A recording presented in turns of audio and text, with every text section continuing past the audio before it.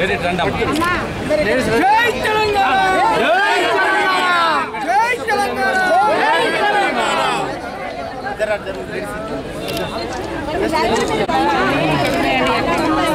అందరు ఆగాలి మీకు మన తెలంగాణ 10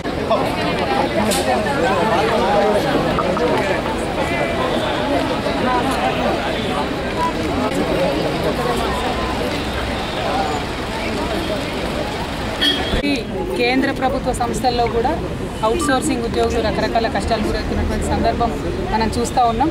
అయితే ఇదివరకు జార్ఖండ్ రాష్ట్రంగా ఏర్పడ్డటువంటి సందర్భంలో కేంద్ర ప్రభుత్వ రంగంలో పనిచేసినటువంటి వాళ్ళను కూడా అవుట్సోర్సింగ్ ఎంప్లాయీస్ని కూడా పర్మనెంట్ చేసినటువంటి దాఖలాలు ఉన్నాయి.